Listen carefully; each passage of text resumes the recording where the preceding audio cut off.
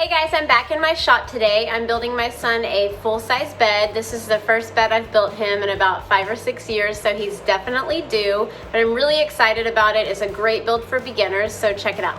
All right, so here it is. It's a very standard planked headboard with 1x6s. We've got some 2-inch trim around the top and sides. The base is just these 3 2x boards that I'll attach together. And this should be a really simple modification for those of you that are looking to make a queen or a king. You'll just change the width of it. I've already ripped my boards with my table saw, so now I'm gonna get busy building.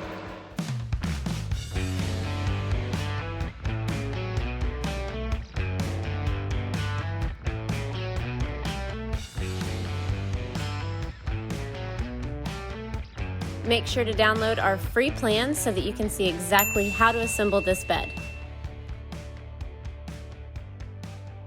So I've got all of my boards cut down, I've drilled all the pocket holes, and now I'm going to start by assembling the headboard, and I'm doing that with these 1x6. I've drilled 3/4 inch pocket holes into the ends of all of them except for one, and I'm going to attach them using 1¼ inch pocket hole screws.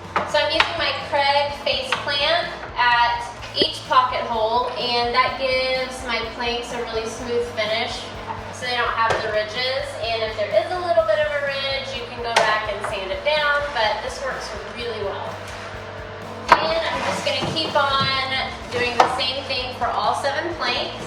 I will add a link in the description box below for this face clamp. We use it every time we're painting. We don't use a planer. We get that question all the time. We don't use a planer. We just simply use the face clamps and then sand them down just a bit. If you can hear my heater in the background, I'm sorry. It's 40 degrees in Texas today, which is super cold for me.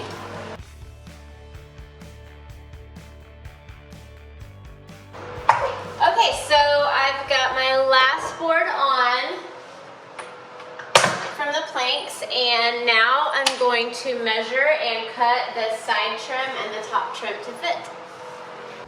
Alright, so I've cut my side trim pieces down, and I am going to attach them to the headboard. I've got 3/4 inch pocket holes drilled on the ends of the headboard, and I'm attaching them to the trim with 1¼ inch pocket hole screws and wood glue.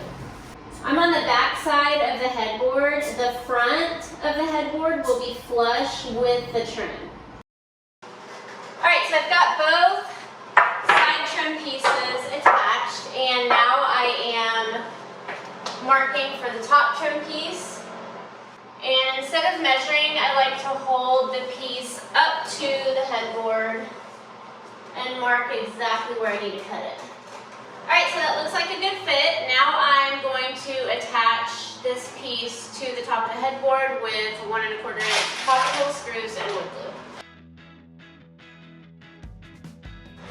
Okay, headboard is done. That was super easy. Spin it around. I'm going to move this out of the way and start on the bed frame. Okay, so I'm starting on the bed frame, and the bed frame is just these 2x8s. I ripped down the round edges, making them 7 inches wide each. I've drilled 1½ inch pocket holes on the footboard piece of the bed frame, and then on the long runners, I've drilled 1½ inch pocket holes at one end. That end is going to go on the headboard side so that we can attach the frame to the headboard. So make sure when you're assembling it that you don't put the pocket holes on the wrong end. And I'm going to attach these together using 2½ inch pocket hole screws and wood glue. I think what really is going to make this bed super cute is the finish of it and the feet. See? Gotta pay attention. I put the glue on the wrong side. You want to make sure and I put it pocket holes on the wrong side after I told you guys to make sure you put them on the right side. But I caught it ahead of time. So, trying this again. with the pocket holes on the right end of the runner, the sideboard, facing inside. Main part of the bed frame's done. Now I'm going to measure and cut the cleats to fit. I've got the cleats cut to size, and these are just 2x2s. I actually ripped them from 2x4s because it's cheaper that way. And I'm going to attach them 3/4 of an inch from the top of the bed frame with wood glue and wood screws. I'm using 2.5-inch wood screws for this. My son does not have a box spring. We put his mattress directly on top of the slats, so the slats make a box spring basically. If you have a box spring, you can drop the cleats down so that you have room for the box spring and the mattress to sit on top of that.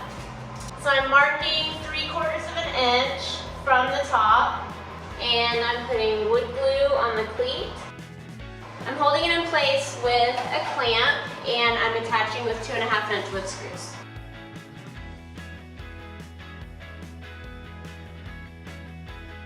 And I'm just going to work my way down the cleat. I'll probably put about 5 wood screws along the length of it.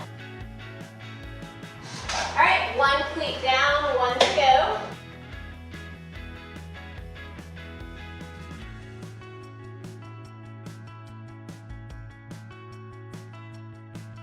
Okay, cleats are done, and I'm at a stopping point now on the build because I need to get this in the house, and it'll be easier to get it in the house when it's assembled. So I'm going to stop right now, not assemble it, sand it down, add a finish, and then I'll get it in the house and put it together. I'm so happy with how this bed turned out. I love the light colored stain. The feet and the lights really give it that custom look. Make sure that you subscribe to our channel so you don't miss another video. Happy building!